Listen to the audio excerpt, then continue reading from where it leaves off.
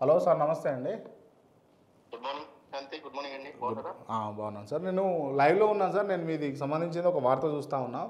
And చెప్పండి. ఈ అవంతిక ఇక అంతమని చెప్పేసి వార్త, దీంట్లో క్లియర్గా మీరు ఇక్కడ ఎంక్రోచ్మెంట్ జరిగింది, లేకపోతే ఇక్కడ ఈ బంధం కొమ్ము చెరువులో అక్రమ డైవర్షన్ చర్యలు తీసుకొని ఇక్కడ బిల్డ్ చేసిర్రు అని చెప్పేసి ఇక్కడ మనం పేపర్లో చూస్తూ ఉన్నాం. దీనికి సంబంధించి మీరు కూడా చట్ట వ్యతిరేక చర్యలు లేకపోతే చట్ట వ్యతిరేకంగా నిర్మాణాలు చేపడితే ఖచ్చితంగా మేము యాక్షన్ తీసుకుంటాము, మొట్టికాయలు కూడా వేయాల్సి వస్తుంది హైకోర్టు అని చెప్పేసి మీరు హెచ్చరించారు కదా.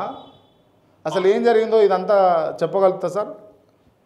ఖచ్చితంగా క్రాంతి. ఒకటి ఏంటంటే ఇప్పుడు పబ్లిక్ ఇంట్రెస్ట్ ప్రొటెక్ట్ చేయాల్సిన బాధ్యత ప్రభుత్వం మీద ఉంటుంది. ఓకే. ప్రభుత్వ యంత్రాంగాలు ఎప్పుడైతే పనిచేయకపోతే వాటిని ఖచ్చితంగా క్వశ్చన్ చేసే అథారిటీ న్యాయస్థానం అనుకుంటుంది. అవును.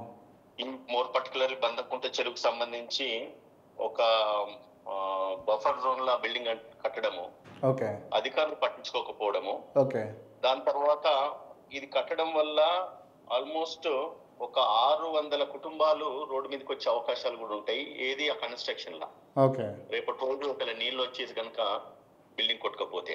ఆ, సో అందులో భాగంగా నీళ్ళల్లా పర్మిషన్లు తీసుకొని ఈ రోజు ప్రైవేట్ బిల్డర్స్ కన్స్ట్రక్షన్ చేస్తున్నారంటే అధికార యంత్రాంగం ఎంత విచ్చలవిడితనం అయిపోయింది అనేది ఇక్కడ అర్థమైంది. ఓకే, తర్వాత క్లియర్ కట్ ఫిజికల్ గా మనం వెళ్ళి చూస్తే అక్కడ ఆ, టోటల్ గా ఆ ఒక బిల్డింగ్ కన్స్ట్రక్షన్ ప్రాంతంలో స్లూస్ డైవర్ట్ చేయడం అనేది అసలు ఇరిగేషన్ డిపార్ట్మెంట్ ఎటువంటి ప్రొవిజన్ ఉండదు. ఆ, అటువంటిది స్లూస్ డైవర్ట్ చేసేసి కన్స్ట్రక్షన్ చేసేసి చెరువు ఏదైతే వాటర్ ఫ్లో ఫ్రీగా ఉండాలో ఆ, దాన్ని అధికార యంత్రాంగంతో కుమ్ముక్కయ్యేసి ఆ, వాటర్ ఫ్లోను డైవర్ట్ చేసేసి ఉమ్, ఇంకో దిక్కు వాటర్ పంపిస్తున్నారంటే ఓకే, ఎక్కడైతే డైవర్షన్ అవుతుందో డైవర్షన్ అయ్యే ప్రాసెస్ లో అమీన్పూర్ విలేజ్ మొత్తం మునిగే అవకాశాలు ఉంటాయి. రేపు వాటర్ కనుక ఎక్కువ వస్తే, వర్షాలు ఎక్కువ ఆ పడతాయి, బదంకుంట చెరువు నిండితే కనుక. బంధంకుంటే చెరువు నిండితే ఓకే, ముందుకు పోవాల్సిన నీళ్లు డైవర్షన్ తీసుకున్నప్పుడు ఏమైతుంది క్రాంతి, ఆ అవును. డైవర్షన్ తీసుకున్న ప్రాంతంలో ఊరంతా మునిగిపోతుంది. అవును.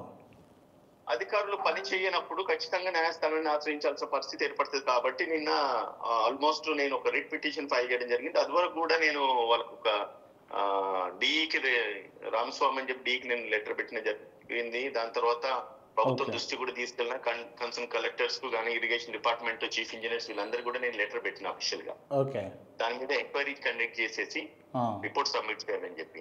ఓకే, దానికి నిమ్మకు నీరెత్తినట్టుగా వీళ్ళు వ్యవహరించకపోవడము, దాని మీద పని చేయకపోవడం ఖచ్చితంగా న్యాయస్థానాలు ఉన్నాయి కాబట్టి ఆశ్రయించక తప్పలేదు. ఓకే, అందులో ఫిజికల్ గా చెప్పాలంటే ఆ, సర్వే నెంబర్ 467, 468, 469 అండ్ 470 కొన్ని ఇతర సర్వే నెంబర్ లో పర్మిషన్ ఉండగా ఓకే, 465 ఏదైతే ఉన్నదో ఆ, దానికి అసలు పర్మిషన్ లేదు.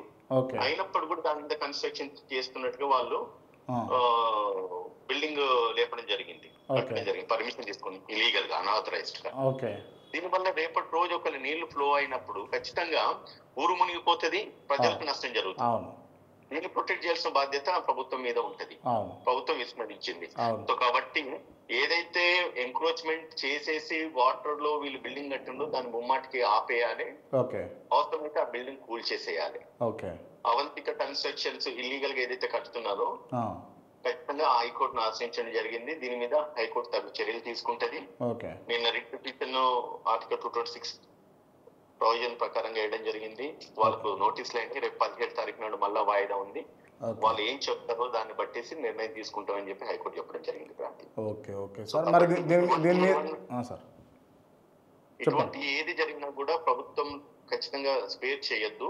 ఆ, ఒకవేళ ప్రభుత్వం కనుక పట్టించుకోకపోయినా, అధికారులు పట్టించుకోకపోయినా న్యాయస్థానాన్ని ఖచ్చితంగా ఆశ్రయిస్తాము. ఆ, ప్రజల శ్రేయస్సు గురించి ముమ్మాటికి న్యాయస్థానాలు ఉంటాయి. ఓకే, జనరల్ గా జర్నలిస్టులే కావచ్చు, లేదంటే మీకు లాంటి మీడియా ప్రతినిధులు ఎప్పుడైతే ఎలివేట్ చేస్తారో మాలాంటి న్యాయవాదులు ముందుకు రావాలి తప్పదు Kranthi. Yeah sir, sure sure. ఇది అంటే ఇప్పుడు ఖచ్చితంగా ఇది కూలగొట్టే అవకాశాలు ఉంటాయా సార్? మరి రంగనాథ్ గారు ఏమన్నా అంటే పేదోళ్ళయి, చిన్నోళ్ళయి, మధ్య తరగతి వాళ్ళే గులగొడతారా, లేకపోతే ఇటువంటి వాళ్ళు ఏమైనా గులగొడతారా? ఎట్లా?